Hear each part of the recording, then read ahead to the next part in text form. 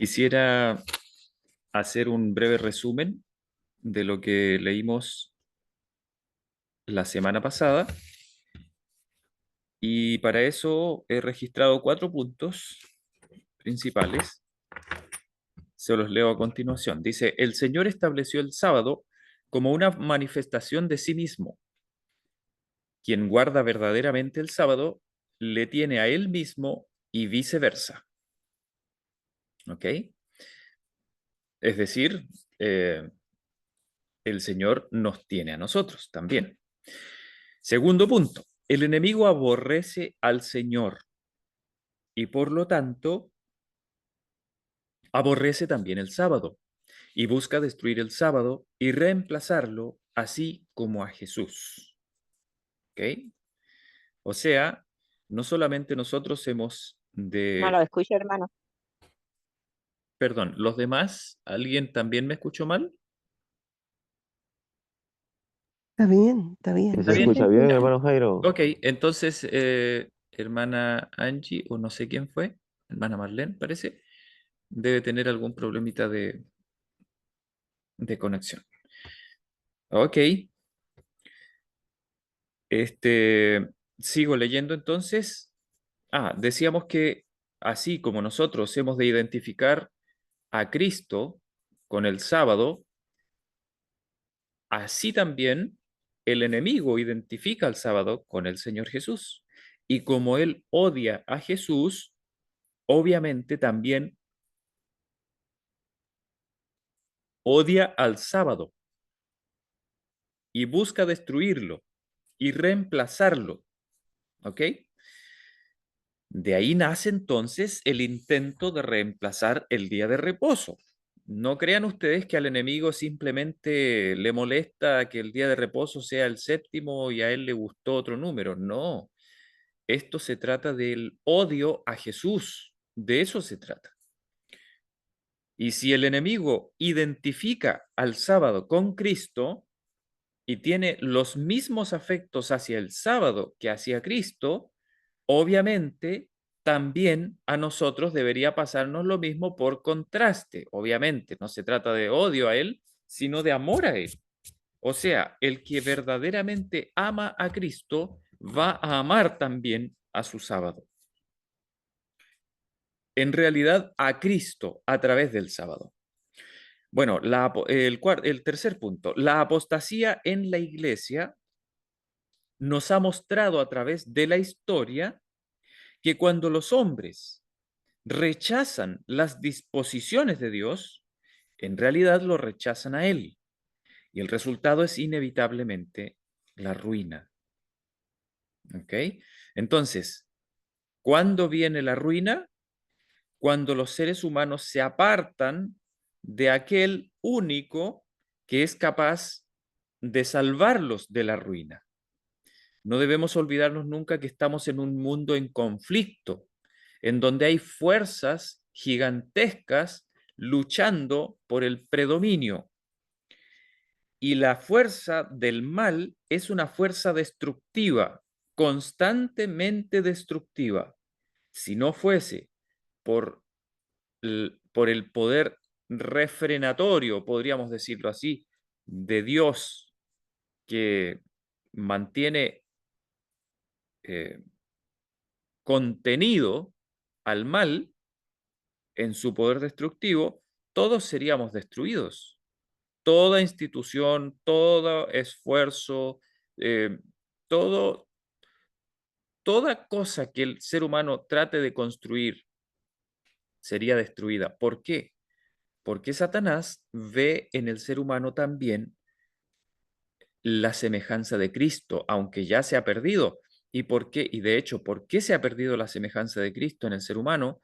Justamente por el mismo principio. El enemigo vio en el ser humano la semejanza de Cristo, de su creador. Por lo tanto, ¿qué creen ustedes que iba a hacer Satanás con el ser humano? Destruirlo, obviamente. Satanás aborrece todo lo que se parezca a Cristo, todo lo que lleve de alguna manera la marca del carácter de Cristo. Entonces, Satanás se propuso destruir al ser humano y no solamente destruirlo en su en su constitución, sino ir más allá y generar en el ser humano, que era el objeto del amor de Dios, generar en él en realidad una marca de sí mismo, una imagen de sí mismo, para, para utilizarlo, ¿no es cierto?, en su guerra contra Dios. Ahora, cuando los hombres se apartan de Dios, entonces caen en la apostasía. Eso es la apostasía, el apartarse de Dios en sus disposiciones, obviamente, ¿no es cierto? Ok, dice el cuarto punto, estamos enfrentando el último proceso de rechazo a Dios a través de la institución de leyes que buscan utilizar el poder gubernamental para establecer las disposiciones humanas en lugar de las divinas. Entonces estamos enfrentando la última manifestación de la gran apostasía, ¿ok? Y esa apostasía se está revelando en torno a la verdad, o más bien a la institución del sábado, que es una institución de Dios, ¿ya? Otra institución que el enemigo ataca muchísimo, que no la ha estado tocando el pastor aquí, pero sin duda es también tan importante, es la institución del matrimonio.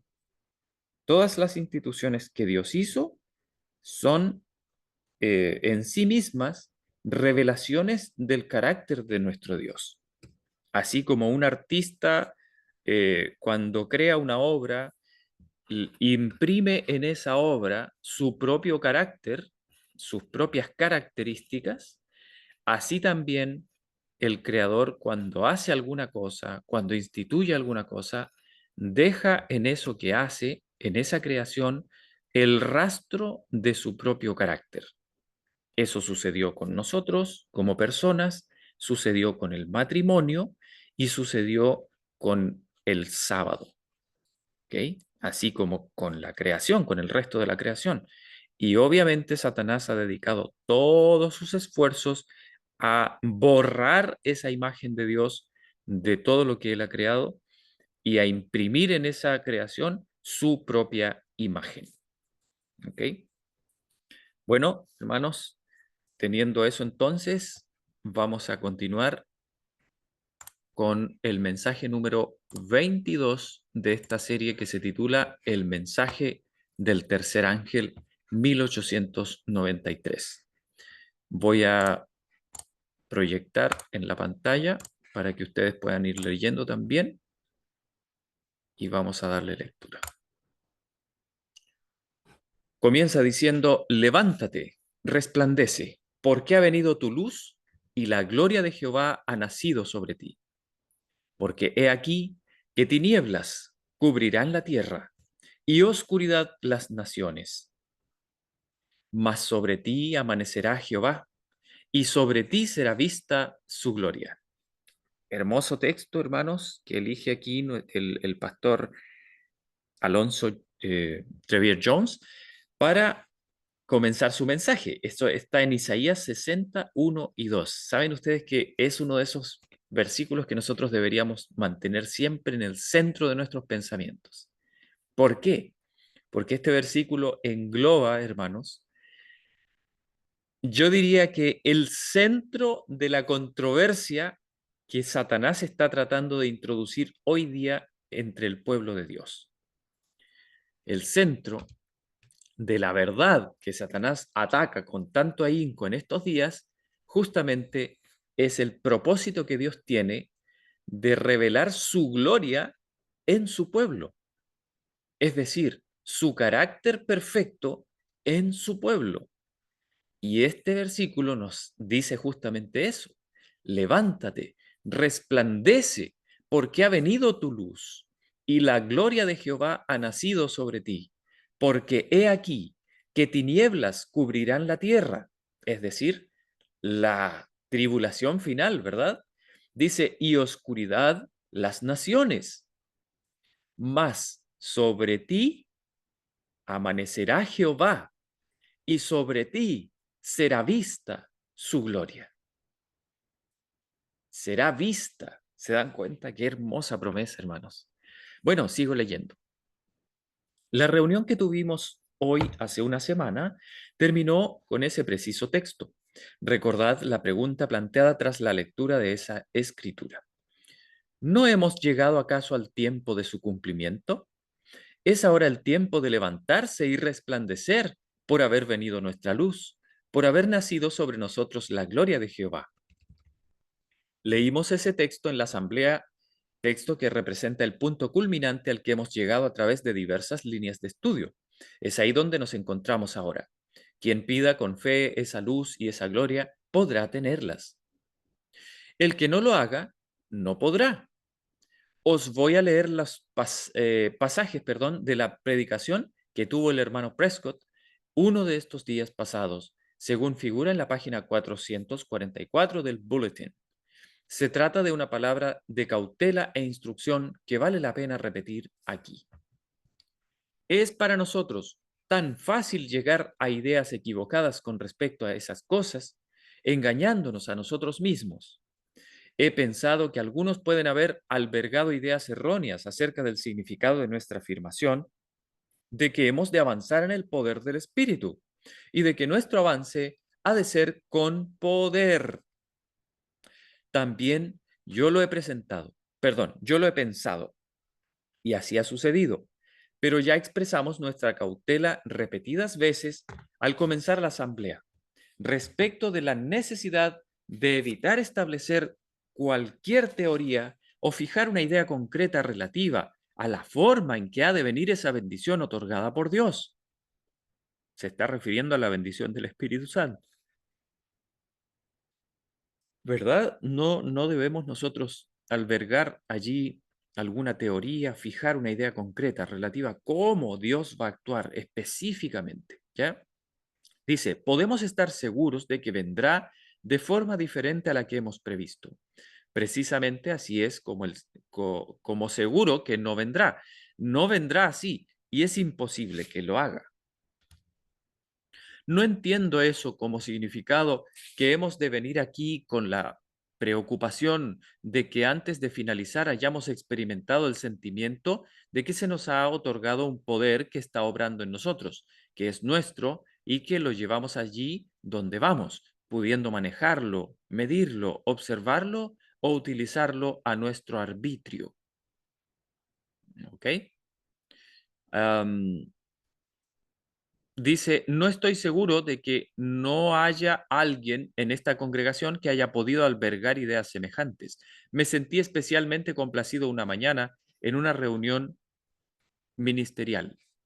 Quienes, quienes estuvieron allí sabrán a qué me refiero.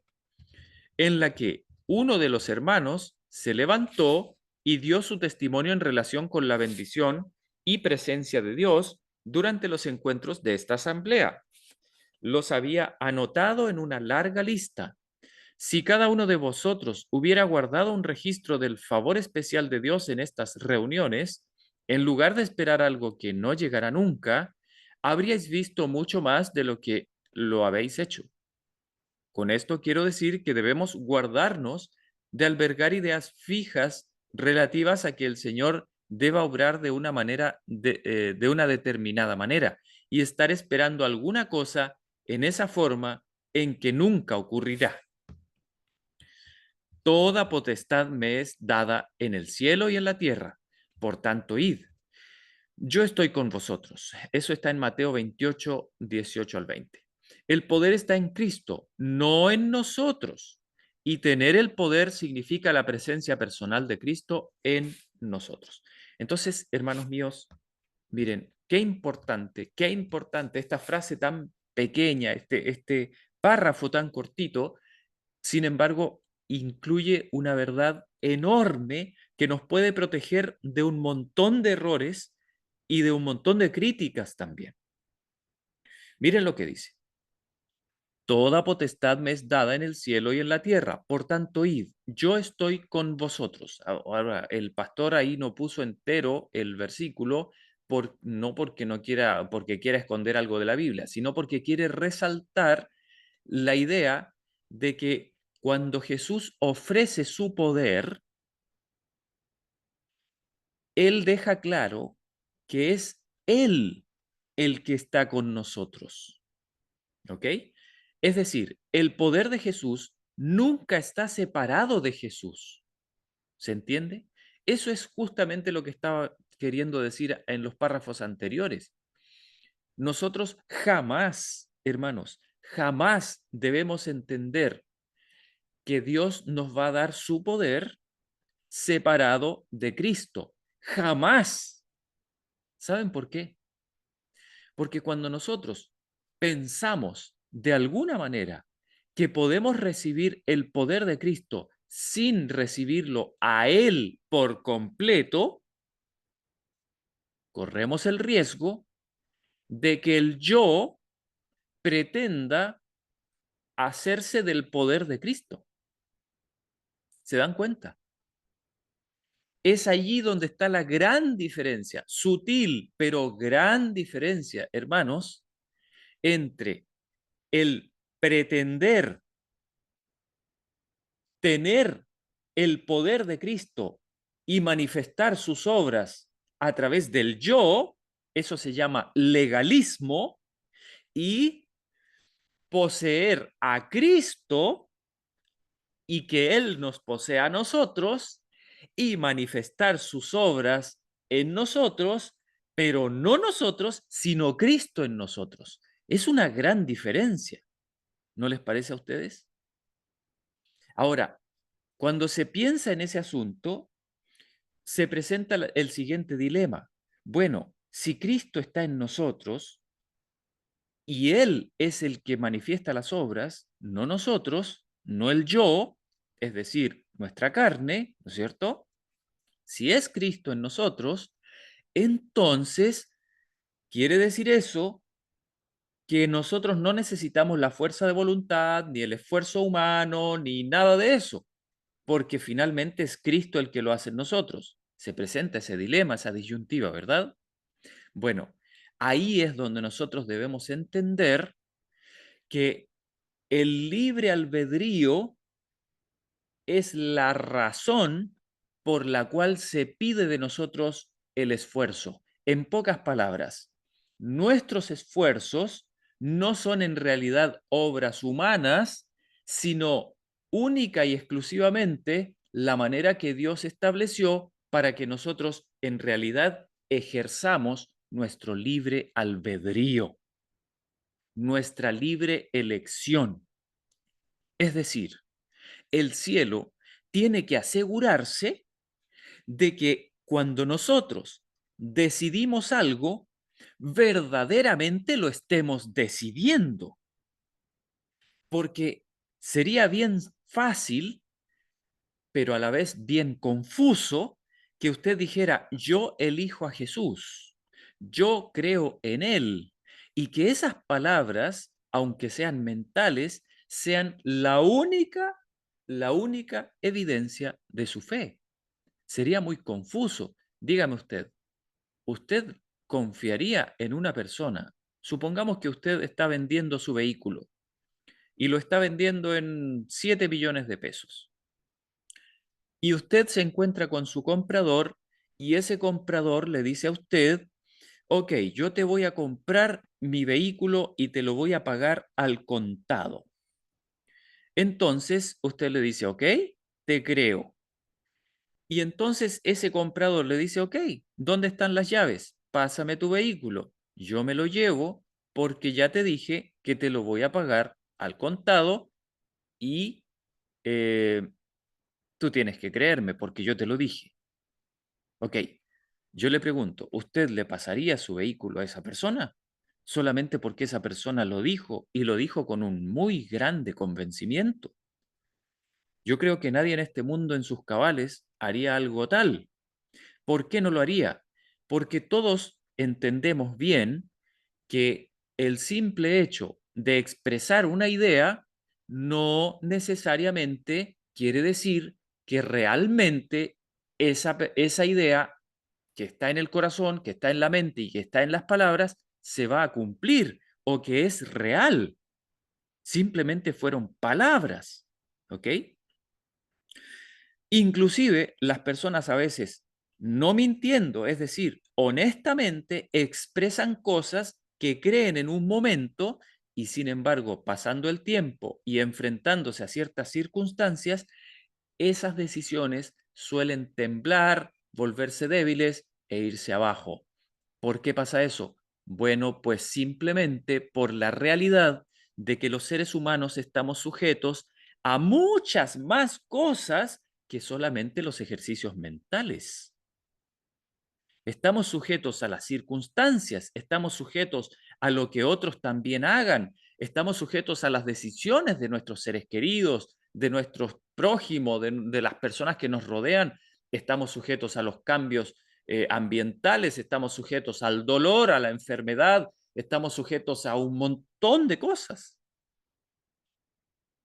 Por lo tanto, el cielo, para poder saber de verdad hasta qué punto nosotros hemos decidido elegir a Cristo y entregarle nuestra fe a Él por completo, cosa que es fundamental y se necesita para la justificación del ser humano, entonces el cielo ha establecido que la única manera de comprobar que verdaderamente existe la fe es cuando en la persona se manifiesta el carácter de Cristo. Es la única manera. No existe otra forma. No hay otra forma. Hermanos, ustedes pueden darle vueltas y darle vueltas y darle vueltas y darle vueltas, pero no van a encontrar ninguna otra evidencia establecida por el cielo de que ustedes verdaderamente tienen fe en Jesús. Allí en la Biblia dice que Abraham le creyó a Dios y le fue contado por justicia, ¿verdad? Eso es cierto. Le fue contado por justicia. No es que Abraham fuera justo en sí mismo, ojo con eso, sino que le fue contado por justicia. Ahora, ¿qué hubiese pasado si Abraham le hubiese dicho a Dios, sí, Señor, yo te creo? Y después, cuando Dios le dijo, ok, Abraham, ahora ándate a vivir a tal lugar. Y Abraham hubiese dicho, ay Señor, mira, yo te creo, pero aquí estoy tan bien, allá no conozco a nadie, toda esa gente dicen que es muy mala y resulta que aquí tengo todas las cosas que necesito para sostener a mi familia. Si tú me vas a dar hijos, aquí los puedo educar bien, tengo gente que me puede ayudar, va a ser mucho más fácil, Señor, ya estamos establecidos aquí. ¿Por qué no lo hacemos aquí? Entonces, hermanos míos, ¿ustedes creen que la Biblia, en tal caso, podría haber registrado la frase, creyó Abraham a Dios y le fue contado por justicia? Obviamente que no. Y eso lo explica claramente el apóstol Santiago. Y por eso es que quedó la epístola del apóstol Santiago registrada allí en la Biblia, ¿sí? Porque Dios quería asegurarse de que nosotros sepamos que la única manera de juzgar la fe verdadera es a través de la manifestación del carácter de Cristo en nosotros. Sigo leyendo entonces. Dice, cuando tenemos esa presencia personal de Cristo en nosotros, entonces el poder es el de Cristo y no el nuestro. Un pensamiento aquí. Los apóstoles no siempre fueron capaces de obrar milagros a su voluntad. El Señor otorgó a sus siervos ese poder especial en la medida en que lo requerían, el proceso de su causa o el honor de su nombre. Importante, ¿verdad? Eso nos demuestra que el poder de Cristo está sujeto a Él, no a nosotros. Dice, muchos piensan que cuando los apóstoles salieron investidos de poder para obrar milagros, todo cuanto debían hacer al encontrar algún enfermo era efectuar un milagro y sanarlo. Nada más lejos de la realidad. no podían realizar milagro alguno si es que el Espíritu de Cristo que estaba en ellos no les indicaba la voluntad de Dios en tal sentido. Por lo tanto, aun siendo los grandes apóstoles que eran, dependían de la instrucción directa del Espíritu de Dios en cada caso individual y en todo tiempo. Y eso alcanza hasta nosotros. El poder significa la presencia personal de Cristo en nosotros, y eso no implica necesariamente una sensación constante de poder en nosotros, sino más bien una fe cierta de que Cristo está en nosotros. ¿Entendieron eso, hermanos? Lo leo de nuevo. Dice, el poder significa la presencia personal de Cristo en nosotros. ¿Ok? Eso queda claro, ¿verdad? El poder nunca está separado de Jesús. Dice, y eso no implica necesariamente una sensación constante de poder en nosotros, sino más bien una fe cierta de que Cristo está en nosotros. ¿Se entiende? Entonces, hermanos míos, si alguno de nosotros está buscando en Dios un poder del que pueda echar mano cuando quiera, cuando se le ocurra, está muy equivocado, porque eso no existe. El cielo jamás le ha concedido al ser humano un poder separado de Cristo. Jamás. Sigue diciendo, eso implica no solo la creencia, sino también la conciencia de que es así, de que su poder está ahí obrando en nosotros, con nosotros, por nosotros y a través nuestro, siempre y en todas las cosas para gloria de Dios exclusivamente, no bajo nuestro control ni sometido a nosotros en ningún sentido. Y entonces, no importa las dificultades a las que debamos enfrentarnos, no palideceremos ante ellas debido a la fe consciente de que Cristo está en nosotros y de que es todopoderoso.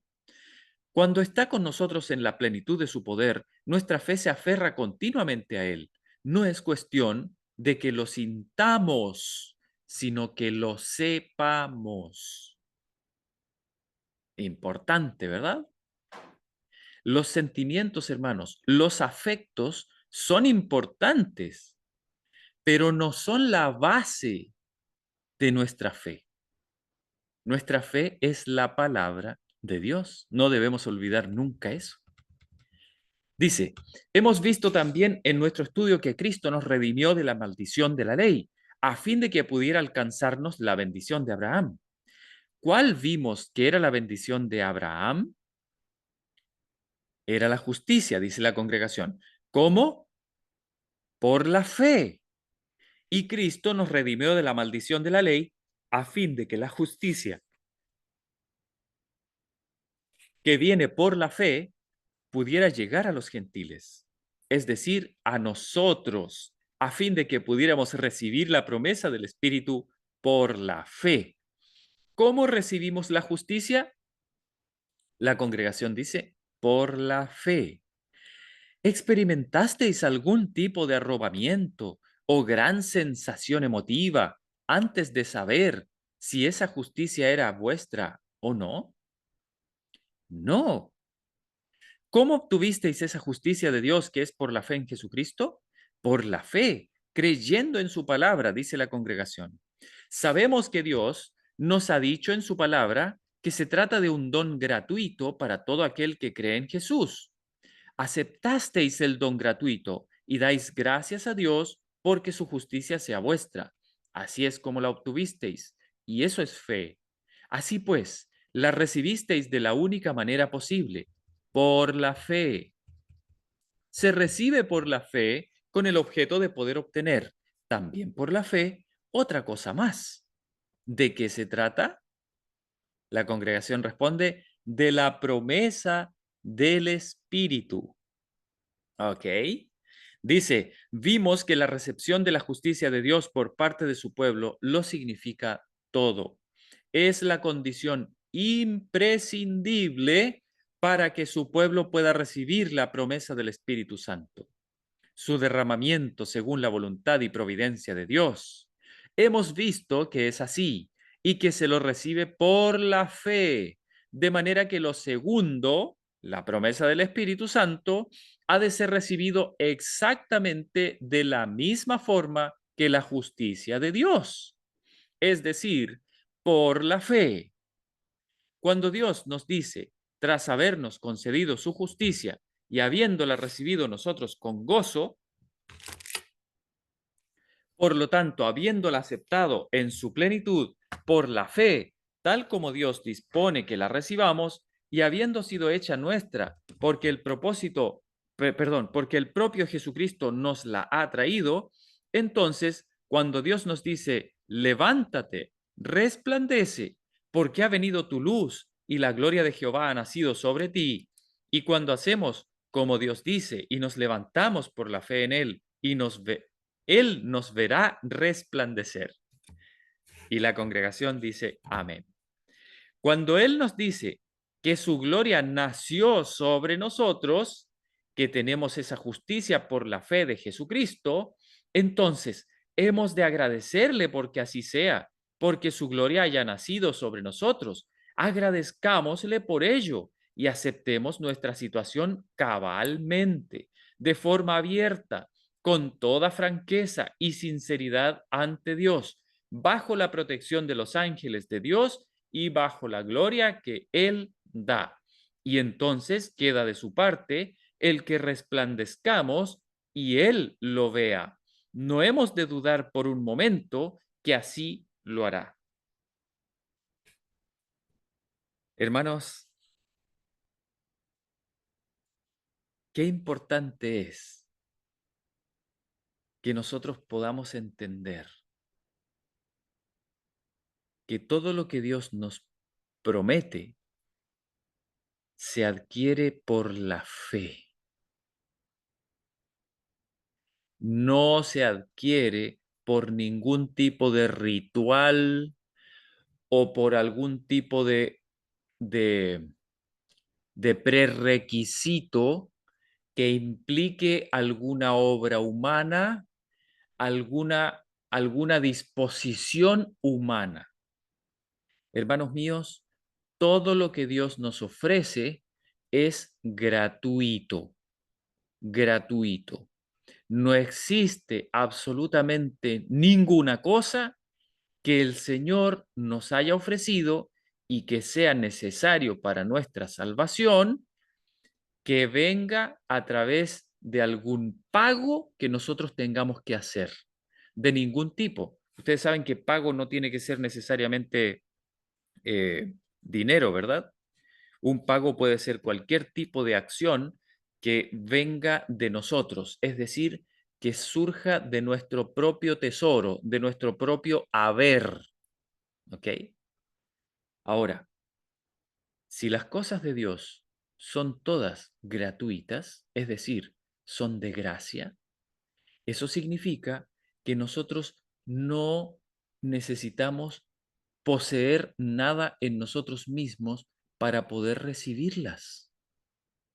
Solamente necesitamos el deseo de recibirlas. Eso es todo. Eso es todo. ¿Ok? Porque el Señor no nos va a dar nada que nosotros no queramos, obviamente. Denme un momento, por favor. Estoy registrando una idea aquí.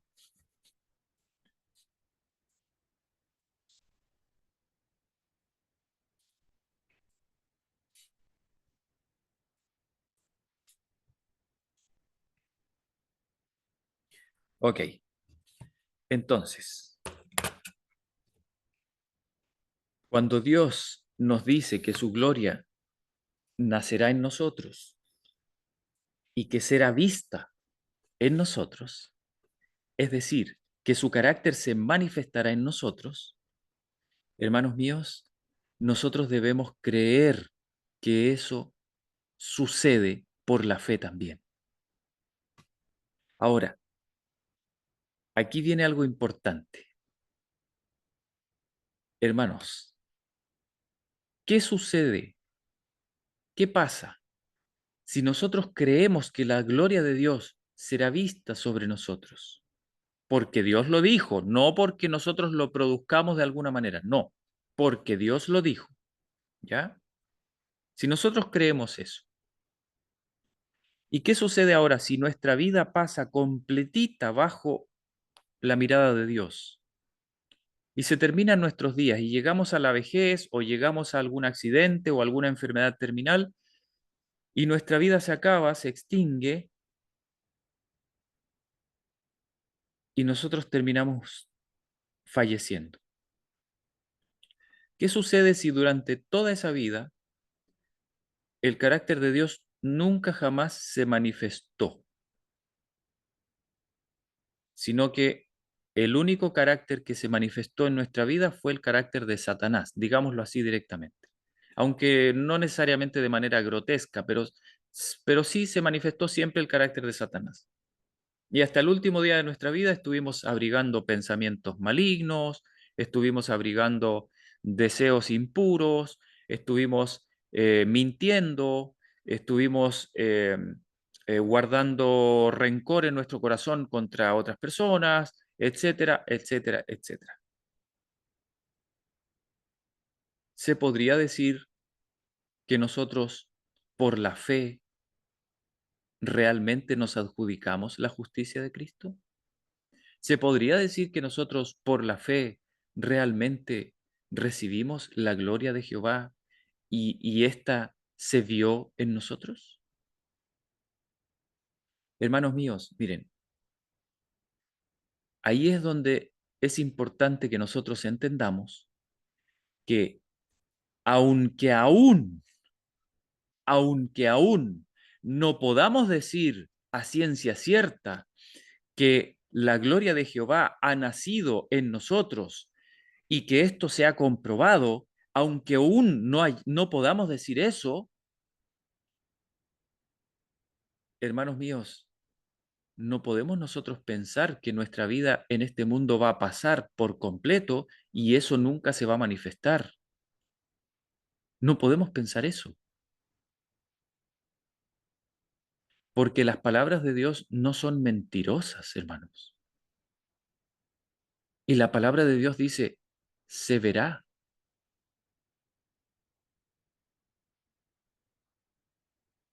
Entonces, hermanos,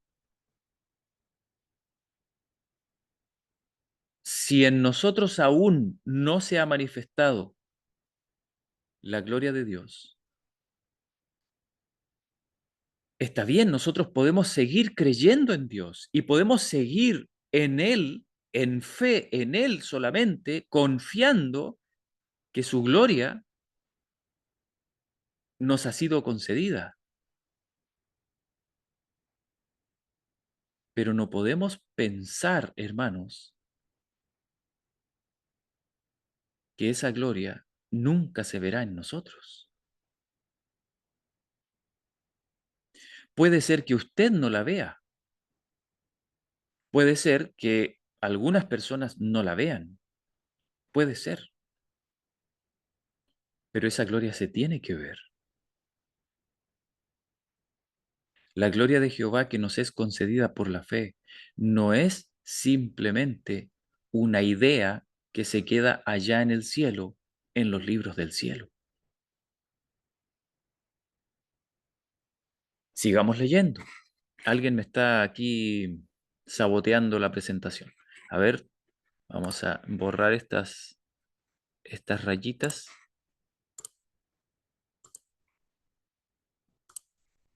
Por favor, les pido ahí que cuiden el asunto del lápiz. Muchas gracias. Ok, dice, el mensaje levántate, resplandece, porque ha venido tu luz y la gloria de Jehová ha nacido sobre ti. Es tan ciertamente y de forma tan concreta el mensaje de Dios para vosotros y para mí, y mediante nosotros como ministros para las personas desde ahora, como lo fue hace 4 años el mensaje de la justicia de Dios por la sola fe en Jesucristo. Amén, dice la congregación. Y los que ahora rechazan ese mensaje, que es ahora el mensaje actual, tal como rechazaron y menospreciaron el precedente hace 4 años, están dando el paso que los dejará eternamente atrás y que afecta de lleno a su salvación. Dios no ha dado un mensaje, perdón, nos ha dado un mensaje y nos ha sostenido durante estos 4 años a fin de que podamos recibir ahora el mensaje actual. Los que no pueden recibir aquel mensaje no están en disposición de poder recibir el actual, pues rechazaron el precedente. Cuando Dios da el anterior mensaje en una medida especial a fin de que pueda ser recibido el actual, si ambos son objeto de desprecio, ¿qué puede venir a esos ojos cegados? ¿Cuál será su final? Así tal como nos hemos sentido llamados a exclamar varias veces en este instituto, estamos en un momento sobrecogedor. Cada una de las reuniones es una ocasión sobrecogedora, pero hermanos, aunque eso haya venido siendo así en las reuniones precedentes, la de esta noche es la reunión más solemne a la que hayamos asistido. Así, vuelvo al texto y repito que el mensaje leído es un mensaje para vosotros y para mí, a fin de que lo llevemos a partir de esta reunión. Aquel que no puede llevarlo a partir de esta reunión, habría sido preferible que no hubiera asistido. Cualquiera que no pueda salir de esta reunión con la conciencia viviente de la presencia y poder de Jesucristo, estando su luz y gloria sobre él y en su vida, ese pastor haría bien en no abandonar este lugar como pastor o como profeso pastor, pues se dispondrá a una obra que no puede realizar. Irá a encontrarse con personas sin estar capacitado para ello. Irá a enfrentarse a responsabilidades que no puede asumir. Irá a enfrentar escenas solemnes que no entenderá. Se dispondrá a avanzar sin saber cuál de sus próximos movimientos va a ser un paso desastroso. Es aquí donde ahora nos encontramos, hermanos y hermanas. Nos corresponde ahora hacerle frente y hacerlo gozosamente. Lo hemos de hacer con todas las solemnes responsabilidades que conlleva, con sus trascendentes consecuencias, pero hemos de estar preparados para ello por la fe en Jesucristo, vestidos solo con su propia justicia y dependiendo solo de ella. Eso nos ha de preparar de forma que podamos hacerle frente con gozo, en la confianza de que Dios está con nosotros y que desea manifestar su poder, de forma que nos aprestemos gozosos y con buen ánimo a enfrentar las escenas que corresponda enfrentar, a emprender la obra necesaria, a hacer frente a las solemnes responsabilidades, las escenas, las acciones y contingencias que vengan, siempre gozosos en el Señor. Eso se nos aplica. La presente oportunidad no nos debiera atemorizar en lo más mínimo. Debiéramos ser los pobladores más felices de este mundo por el privilegio de estar aquí esta noche. Permitidme que lea de nuevo el texto, a fin de llamar vuestra atención a otro aspecto del mismo. Levántate, resplandece, porque ha venido tu luz, y la gloria de Jehová ha nacido sobre ti. Porque he aquí que tinieblas cubrirán la tierra y oscuridad las naciones, mas sobre ti amanecerá Jehová, y sobre ti será vista su gloria. ¿Significa que veréis vuestra gloria descansar sobre vosotros? No, sobre ti será vista su gloria. No es lo mismo. No pretendáis supervisar el proceso. No corresponde a vosotros. Nada tenéis que hacer examinándolo, puesto que es la gloria del Señor. Él se encargará de que sea vista sobre vosotros. Si la vierais sobre vosotros, no seríais capaces de distinguir entre la gloria de Dios y la vuestra. En el momento en que pueda contemplar en mí la gloria, es porque caí en la autoglorificación. No es nuestra gloria la que estamos buscando, no es nuestra gloria la que Dios va a manifestar al mundo, sino su propia gloria. Tal es la gloria que se va a ver. Y esto tengo que registrarlo, hermanos. Qué importante, qué importante. La gloria de Dios, entonces, es vista por Él y le vamos a poner y es mostrada. por Él también. ¿Ok? No nos corresponde, esto lo estoy anotando porque son ideas centrales, no nos corresponde a nosotros ser jueces o supervisores, ¿no es cierto?, de la gloria. Aquí es entonces, hermanos, donde se presenta el siguiente asunto. Muchas veces, cuando hablamos acerca de la esperanza de que Cristo viva en nosotros y su perfecto carácter se manifieste en nosotros, aquí no estamos hablando de que tenemos que ponernos a revisar a ver si eso ya está sucediendo o a ver si eso ha sucedido. ¿Se han fijado que cada vez que se expresan esas ideas aparece alguien que dice, a ver, hermano, hermana, ¿usted ya lo ha logrado? ¿Usted ya es perfecto? O alguien dice, ¿usted conoce o ha conocido a alguien así, perfecto, como Jesús? ¿Usted lo ha visto? Entonces, hermanos, no nos olvidemos de lo que nos expresó el pastor hoy día. La supervisión de la gloria de Dios no nos corresponde a nosotros.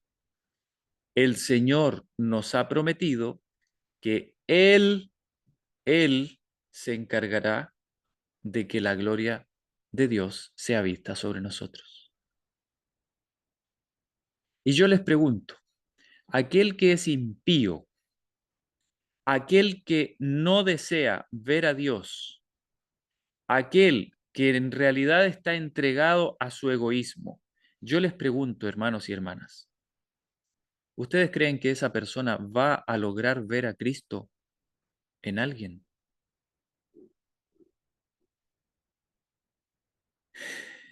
Y por otra parte, aquel que es impío, que no confía solamente en Jesús, sino que confía en sus propios esfuerzos y que siempre está buscando autoglorificarse. Hermanos míos, yo les pregunto, ¿ustedes creen que en algún momento esa persona va a lograr ver a Cristo?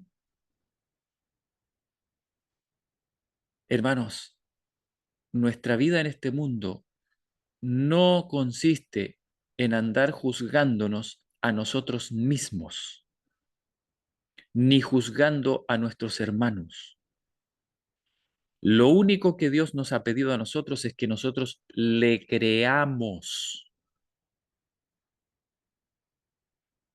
Y lo que Dios desea que creamos es que su gloria será vista en nosotros. Él quiere que creamos eso por fe, no por vista. Él no quiere que esperemos a que de pronto estemos en un grupo de puros hermanos perfectos que nadie peca.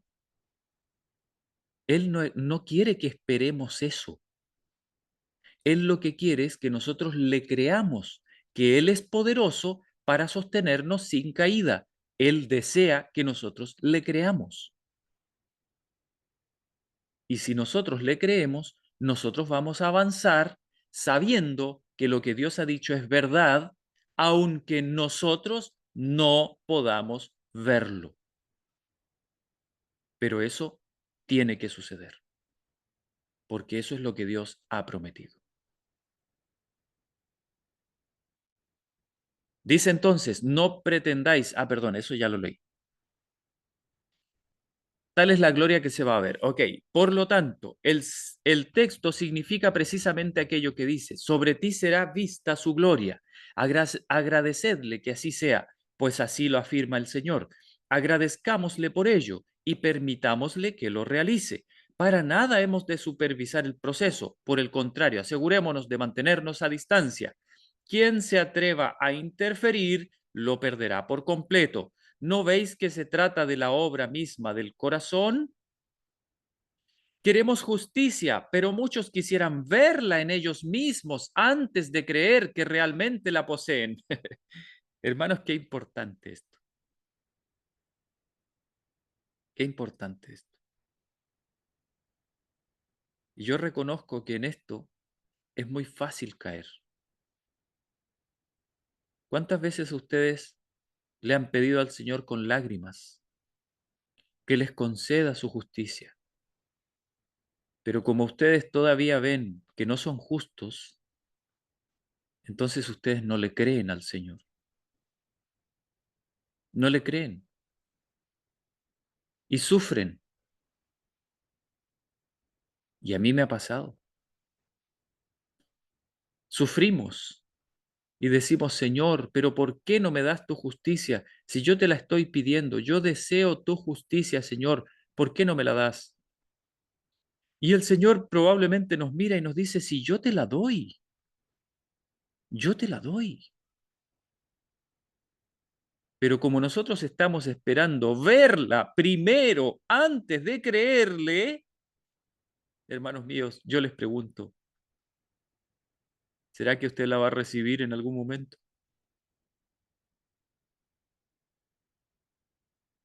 ¿Será que usted en algún momento le va a recibir la justicia al Señor con esa actitud?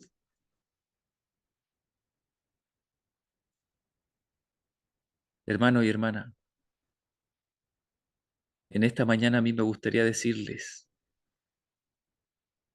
que el Señor lo único que necesita de nosotros es que le creamos, nada más, nada más.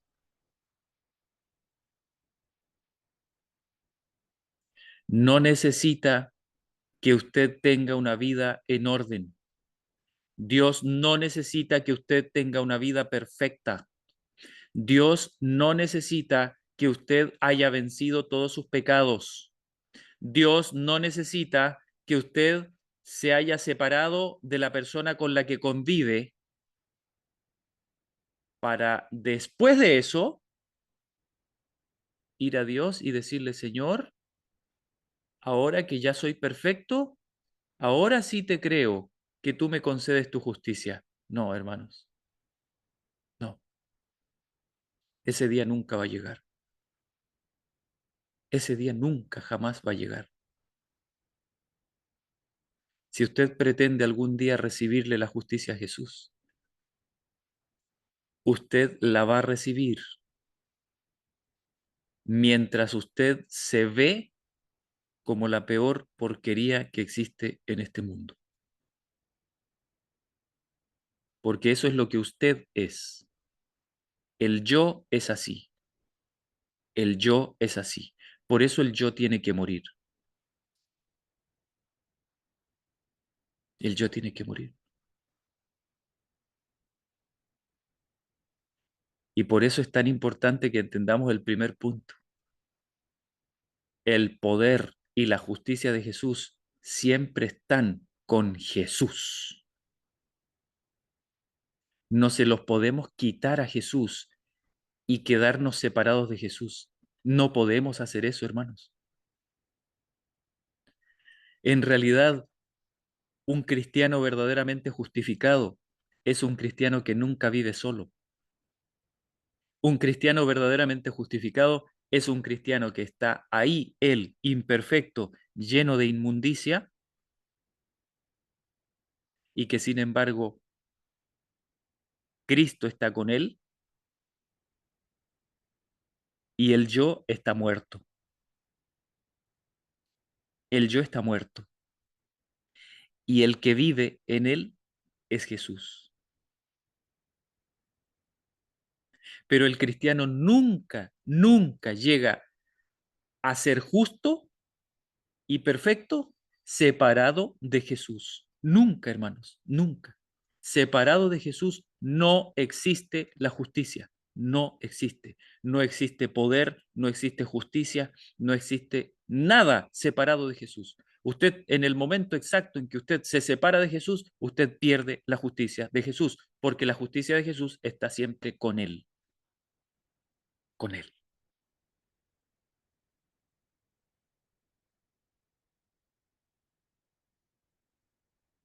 Queremos justicia, pero muchos quisieran verla en ellos mismos antes de creer que realmente la poseen. ¿Comprendéis que de esa forma no la lograrán jamás. No la lograrán hasta que se deshagan del yo, hasta que dejen de mirar a ellos mismos y aprendan a fijar su atención en la palabra del Señor. Entonces, cuando volvemos la espalda a nosotros mismos y miramos a aquel de quien proviene la gloria, cuando miramos al lugar en donde mora la gloria, entonces cada uno podrá tener la seguridad de que tiene esa gloria por tanto tiempo como mire al lugar del que proviene. Corintios 3:18, 2 Corintios 3:18, dice, por lo tanto, nosotros todos, mirando con el rostro descubierto y reflejando como en un espejo la gloria del Señor, somos transformados. ¿Cómo? De gloria en gloria. ¿Apareció pues su gloria sobre nosotros? Sí, dice la congregación. Permitid que lea este bendito texto de 2 Corintios 4:6. Dios que mandó que de las tinieblas resplandeciera la luz. Lo hizo la primera vez, ¿no es así? Y ha vuelto a hacerlo. Densas tinieblas cubrían la tierra. Dios ordenó que fuera la luz y fue la luz. Ha vuelto a hablar, declarando, he aquí que tinieblas cubrirán la tierra y oscuridad las naciones, mas sobre ti amanecerá Jehová y sobre ti será vista su gloria. Sobre vosotros verá su luz. Por lo tanto, nos ordena, levántate, resplandece, porque ha venido tu luz. Una vez más, ha mandado que de las tinieblas resplandeciera la luz. Amén. ¿El Señor resplandeció en nuestros corazones? Perdón, el Señor resplandeció en nuestros corazones. 2 Corintios 4:6. Así lo afirma el Señor. ¿Lo afirmaréis vosotros? Sí. No se trata meramente de que digáis que es así porque el texto lo afirma, sino porque vuestro corazón sabe que es así. Lo sabe por haber entregado la voluntad al Señor, por haberla sometido a Él, por haber puesto todo a sus pies. Y eso es fe. Podemos seguir con el texto. Dios, que mandó que de las tinieblas resplandeciera la luz, es el que resplandeció en nuestros corazones. ¿Lo hizo? ¿Podéis estarle agradecidos porque lo hiciera así? Quien da gracias a Dios por haber resplandecido en su corazón, le da gracias de corazón. Puede agradecer a Dios por morar allí por la fe. Puede darle las gracias por ello tan ciertamente como puede hacerlo por haber recibido su justicia. Y lo vamos a dejar hasta aquí por hoy, hermanos.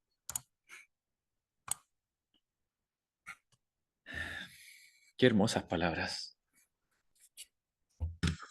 Hermanos míos, ¿se dan cuenta de que en el plan de Dios todas las cosas dependen de Él y de su poder, no de nosotros? Todas las cosas dependen de Él y de su poder en cuanto a que sucedan.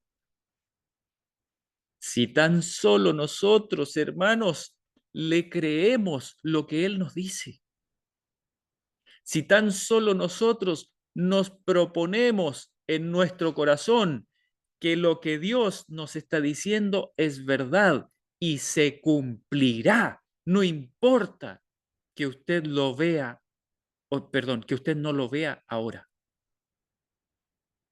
Eso no importa.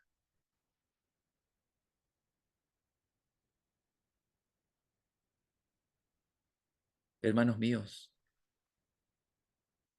que el Señor nos ayude a confiar, de hecho nos ayuda a confiar. Más bien el ruego debería ir hacia nosotros. Hermanos míos, confiemos en el Señor, confiemos en Él.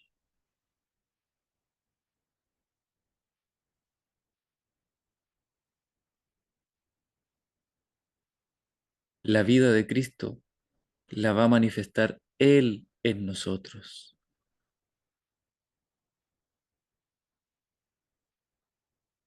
Las victorias son las victorias de Cristo en nosotros.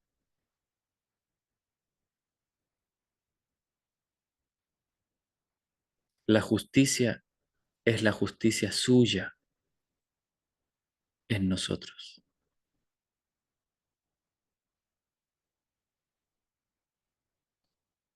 No necesitemos, pues, la comprobación para creerle a Dios. Mejor creámosle y gocémonos por creerle para que después nos gocemos cuando el Señor nos muestre su propia gloria. Que el Señor les bendiga, hermanos. Vamos a orar.